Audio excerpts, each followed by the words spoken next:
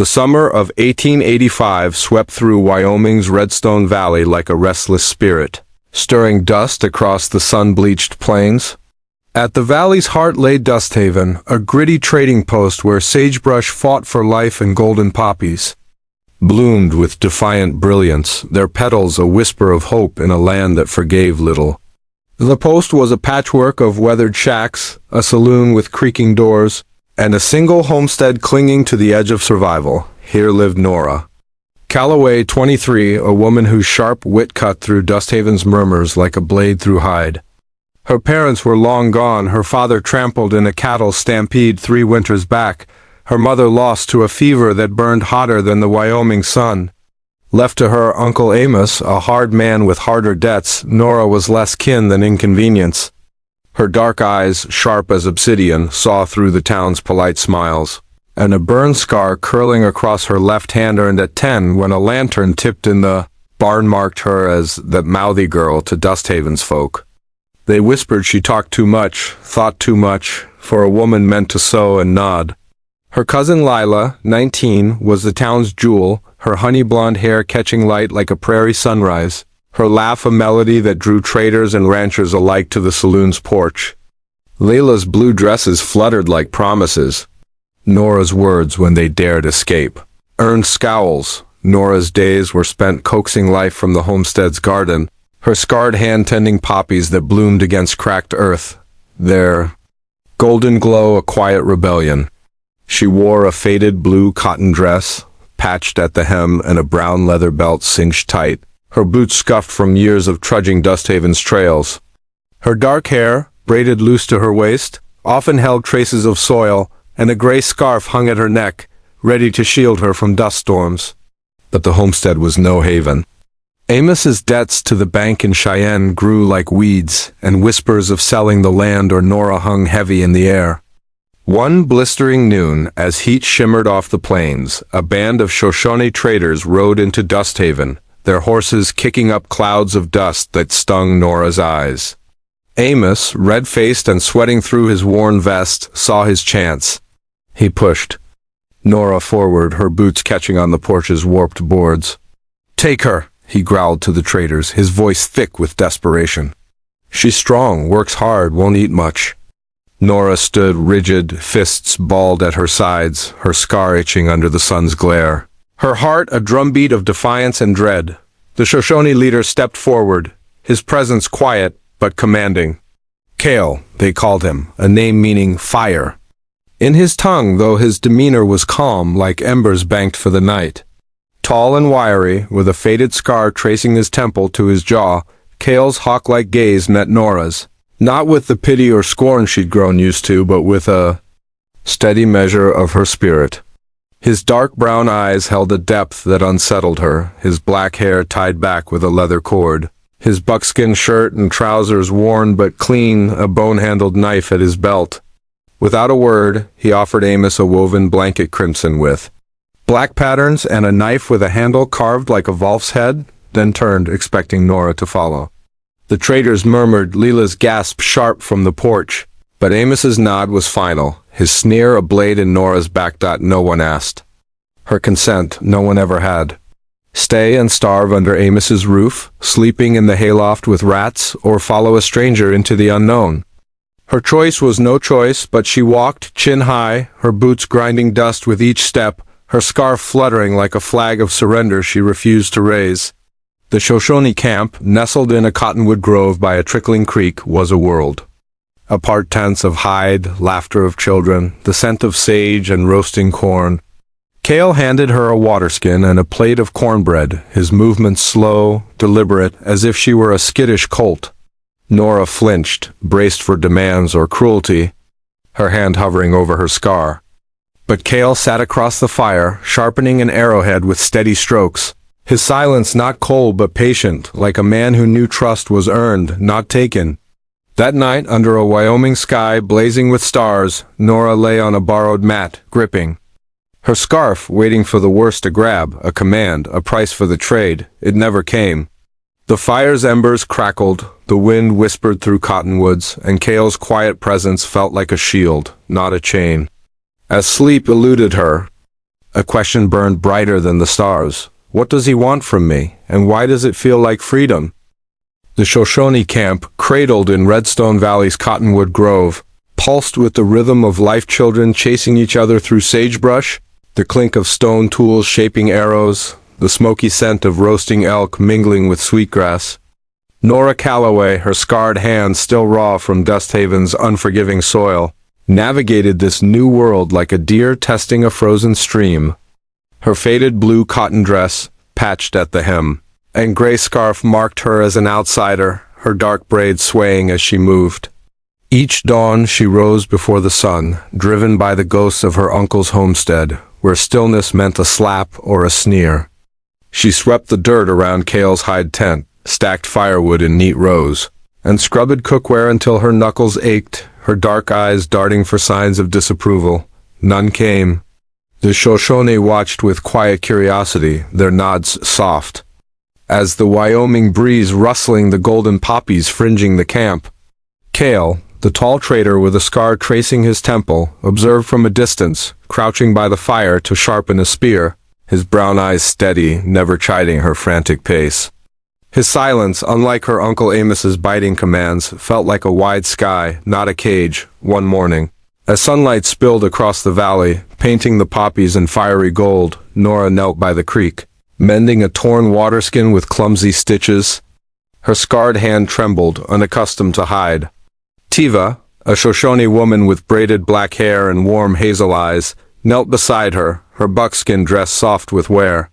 "Slow," Tiva said, guiding Nora's hands with a patience Dusthaven never offered. "No rush." She pressed a strip of dried venison into Nora's palm, her smile kind. Nora froze, memories of Amos's voice. "You eat what you earn." Girl, cutting deep. But Tiva's gaze held no judgment, only welcome. Nora bit into the venison, its salt grounding her, the act of eating without shame a quiet revelation. Later, hauling water from the creek, Nora caught Tiva's laughter, blending with other women's, not mocking but inviting like a song she might one day join. Her shoulders eased, her scar less a brand under their eyes. Kael's presence wove through her days, his quiet gestures louder than words. He left a waterskin filled for her by the tent, hung her scarf to dry after a sudden rain, each act deliberate but unassuming.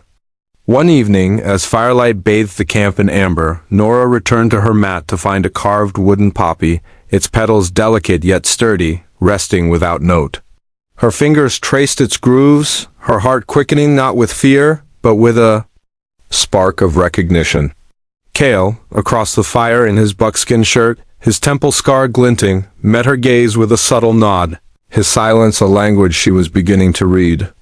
She tucked the carving into her belt, its weight a question she wasn't ready to voice. At supper, Layla's shadow lingered, her cousin's honey-blonde charm, her laughter Dusthaven's currency, haunting Nora's thoughts when Tiva asked. About her past, Nora's voice was low, her scar itching. "They called me mouthy," she said, bracing for pity. "Didn't want me." Tiva's hazel eyes softened. "Here, you work. You stay." The next day, as Nora helped grind corn under a relentless sun, a Dusthaven trader rode into camp, his red beard glinting, his eyes raking the women like a hawk over prey. "Amos's niece, huh?" he sneered, loud enough for the camp to hear. "Traded off like a lame mule, weren't you?" Nora's chest tightened, her scar burning with old shame, but Kael stepped beside her, his hand resting lightly on his bone-handled knife, his stance calm yet unyielding. "She's no mule," he said, his voice low, the first words he'd spoken to her, steady as the poppies that refused to wilt. The trader's smirk faltered, and he retreated, muttering about supplies. Nora's pulse raced not from fear, but from Kael's defense, a shield she hadn't expected. That night, under a star-strewn Wyoming sky, she sat by the fire, the wooden poppy in her palm, its weight heavier than before. Tiva's laughter echoed, the camp's warmth wrapping her, but Kael's silence held a deeper pull. What secrets does he carry, and why do they feel like a promise? In the late summer of 1885, the Shoshone camp in Wyoming's Redstone Valley shimmered under a relentless sun, its cottonwood grove alive with the hum of life children darting through sagebrush. their laughter mingling with the clink of stone, tools and the smoky scent of roasting elk. Golden poppies fringed the creek, their defiant blooms a mirror to Nora Calloway's stubborn heart. At 23, she moved through the camp with a cautious grace. Her faded blue cotton dress patched at the hem, her gray scarf loose at her neck, her dark braids swaying with each step. The burn scar curling across her left hand, a relic of a childhood lantern mishap, felt less like a brand here, where eyes met hers with curiosity, not scorn. Dusthaven's whispers, that mouthy girl, still haunted her. Her Uncle Amos's sneers and Cousin Lila's honey-blonde charm a shadow. She couldn't outrun. Yet each dawn Nora rose before the sun, sweeping Kael's hide tent, stacking firewood, kneading cornbread dough, driven by a fear that idleness would cost her this fragile place. The Shoshone watched, their nods soft as the breeze, their acceptance. A warmth she hadn't known since her mother's lullabies. One morning, as dawn spilled molten gold across the poppies, Nora knelt by the creek, scrubbing laundry, her scarred hands stinging in the cold water. Tiva, a Shoshone woman with braided black hair and hazel eyes warm as the earth, joined her, her buckskin dress dusted with flour from morning bread making. "You carry too much," Tiva said, her voice gentle, pointing to Nora's tense shoulders. "Not just water?"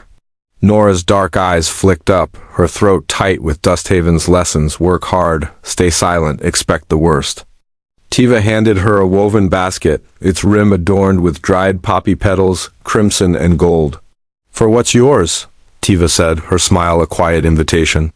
Nora's fingers traced the weave, her scar catching the sunlight, and a weight lifted, as if the basket held not just her scarf but a piece of belonging. Later, as they dried sage bundles under a cottonwood, their hands brushing, Nora dared ask, "Why do you trust me?" Tiva's hazel eyes sparkled. "You work like the land steady. True, you stay." Kael's presence wove deeper into her days, his quiet gestures a language Nora was learning to read. He left a sharpened hoe by her garden patch, refilled her waterskin after a dusty chore, his buckskin shirt taut as he worked nearby, tanning hides or carving arrows. His temple scar, faded but stark, caught the light, his brown eyes calm yet piercing. One evening, as firelight bathed the camp in amber, Nora found a new carving on her matta wooden bird, wings tucked, delicate yet resilient like the poppies she tended. Her heart stuttered, the poppy carving in her belt now a companion to this new gift. She crossed to Kael's fire, the bird in her palm, her voice low. "Why a bird?" His brown eyes softened, his voice steady as the creek. "Birds don't ask for cages," he said. "They fly when they choose?" Her breath caught not from fear, but from a warmth she couldn't name. His words a spark of freedom she'd never dared imagine. The next day, as Nora helped grind corn under a blazing sun, a shadow fell over the camp. Dusthaven's pastor, Elias Ward, rode in, his gaunt frame clad in a black coat, gray whiskers sharp against his sallow face. His eyes, cold as river stones, fixed on Nora. "Amos Calloway's kin," he called, his voice cutting through the camp's hum. "You shame your family, living among heathens." The air stilled, Tiva's pestle pausing, children's laughter fading. Layla's honey-blonde glow flashed in Nora's mind, her uncle's disdain a fresh wound. Her scar burned, but she stood tall, her voice trembling yet firm. "I'm no shame," she said. "I'm where I'm wanted." Kael stepped beside her, his bone-handled knife at his belt, his stance calm but unyielding. "She belongs here," he said, his words low, slicing through the pastor's scowl. Elias's lips thinned, muttering scripture as he turned his horse, the wagon creaking away. Nora's pulse raced, Kael's defense aflame in her chest, brighter than Dusthaven's scorn, that night as storm clouds gathered swirling like ink. Over the valley, Nora sat by the fire, the bird carving in her hands, Tiva's basket holding her scarf and dried poppies. Kael joined her, his buckskin shirt damp from securing tents, his scar glinting in the firelight. "You spoke true today," he said, his voice soft but heavy. Nora met his gaze, her dark eyes searching. "You stood with me," she replied, her scarred hands steady. Thunder rumbled, the wind howling through the cottonwoods and Kael's silence carried a weight she felt but couldn't name. As lightning flashed, a rider's silhouette appeared on the ridge, his hat low, his coat flapping, watching the camp with an intensity that chilled her. Who is he, and what threat does he bring to Nora's fragile peace? As late summer faded in 1885, the Shoshone camp in Wyoming's Redstone Valley pulsed with a quiet strength, its cottonwood grove whispering secrets to the sagebrush under a sky streaked with amber. Golden poppies fringed the creek, their defiant blooms mirroring the stubborn heart of Nora Calloway, 23, whose scarred hand now moved with purpose through camp chores. Her faded blue cotton dress, patched at the hem, and gray scarf softened with wear, her dark braid loose, swaying as she wove baskets or hauled water. The burn scar curling across her left hand, once a mark of Dusthaven's scorn, felt like a badge of survival here, where the camp's rhythm children's laughter, the clink of stone tools, the smoky scent of roasting elk and sweetgrass wrapped her in a warmth she hadn't known since her mother's voice faded. Tiva, the Shoshone woman with braided black hair and hazel eyes warm as sunlit earth, had become a sister, her laughter a melody that eased Nora's guarded heart.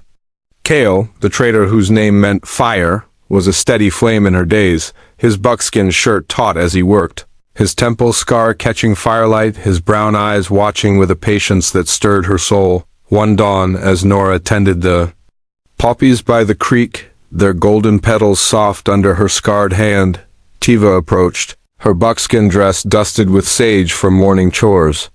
"You belong here," Tiva said, pressing a beaded bracelet into Nora's palm, its crimson threads woven with tiny black stars, glinting like the night sky.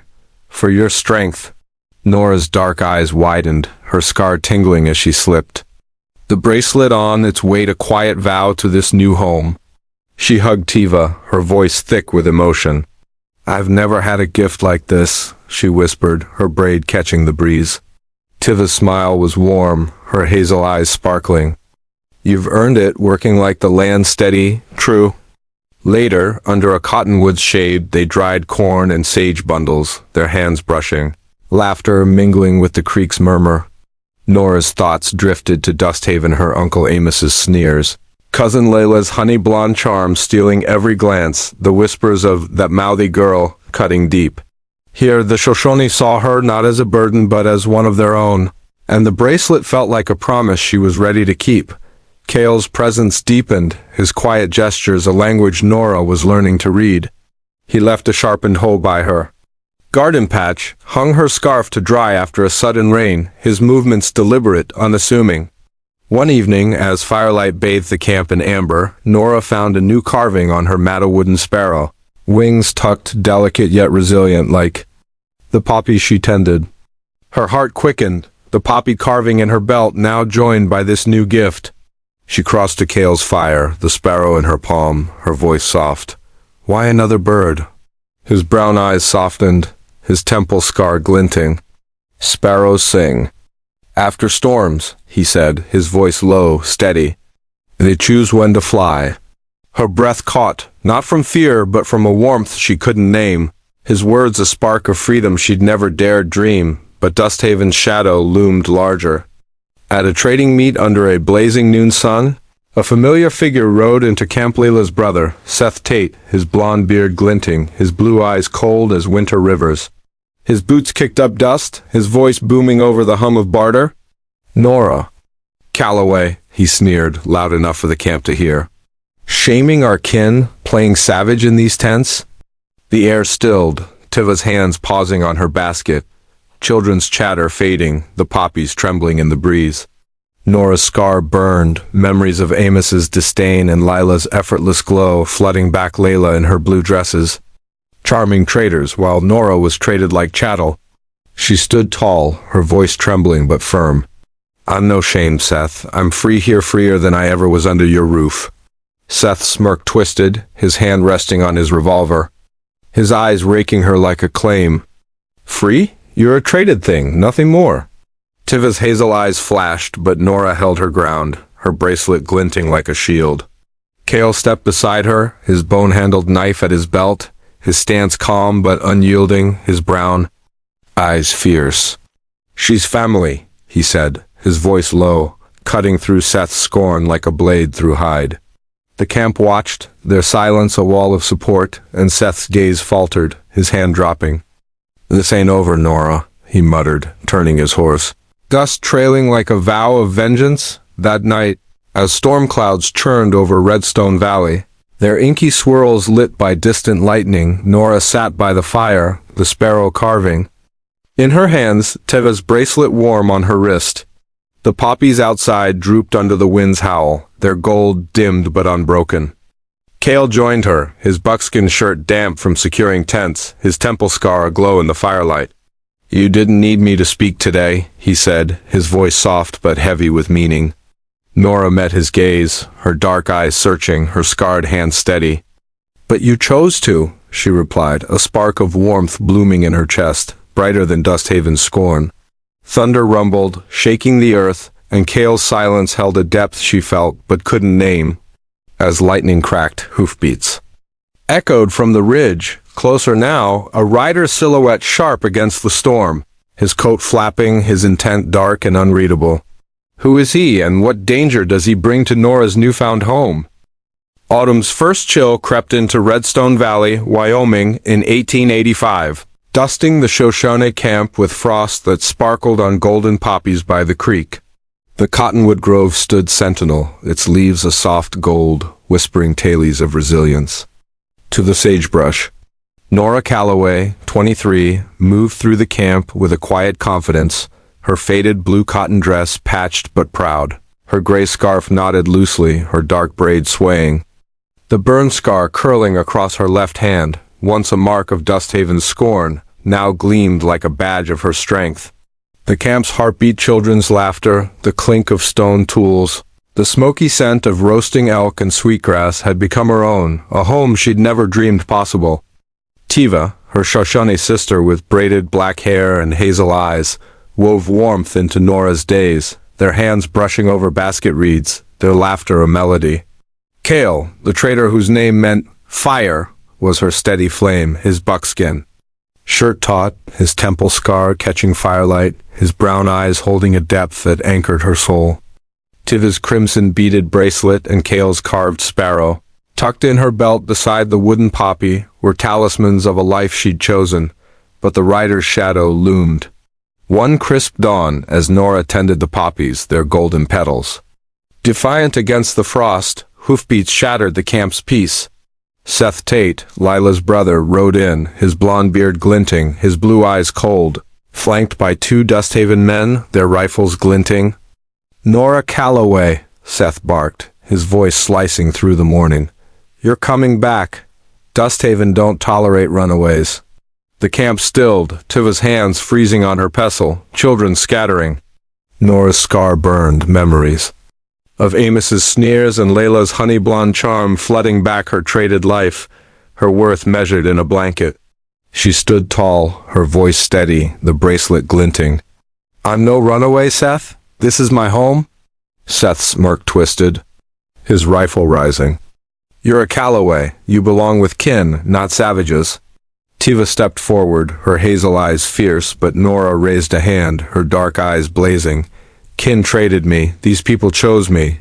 Kael emerged from the tents, his bone-handled knife at his belt, his brown eyes calm but unyielding, his stance a shield. "She stays," he said, his voice low, resonant as the creek.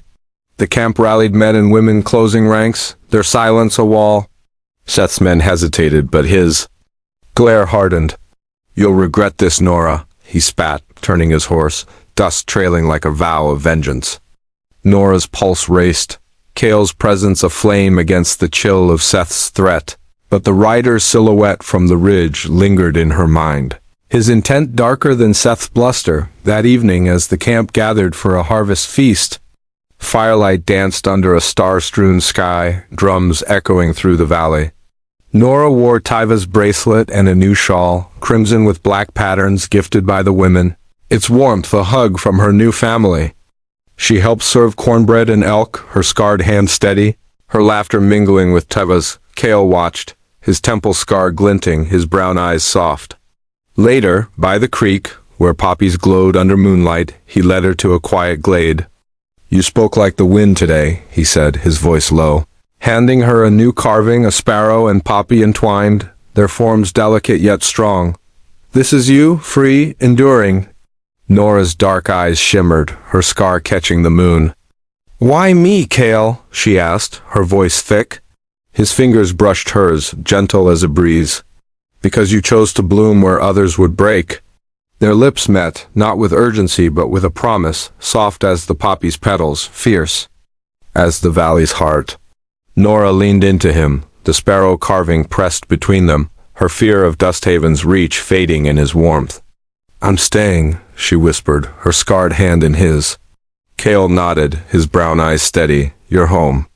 The camp's drums faded, the stars their only witnesses, and Nora felt not traded, not owned, but chosen love for her fire. Her scars, her voice dot by winter, the camp thrived, its poppies dormant but promised to bloom again. Nora, now woven into its heart, taught children to tend the garden, her laughter a new song. Seth's threat never returned, word spread he'd fled Dusthaven, debts unpaid. The rider, a drifter seeking trade, vanished into the plains, his shadow no match for the camp's unity. Nora and Kael built a life, not with grand vows, but with quiet choices, shared fires, carved gifts, hands entwined. The Shoshone taught her their tales of poppies sacred to their people, blooming where courage took root, a lesson Nora embodied. Dusthaven's scorn became a distant echo, her scar a map of survival, her love with Kael a flame that endured. For history lovers, the Shoshone revered poppies as symbols of resilience, a truth Nora lived, proving home is where you're seen, not sent. If this tale warmed your heart, hit that like button and subscribe for more Western romances. Share your favorite moment below. What will Nora and Kael face as their love grows stronger?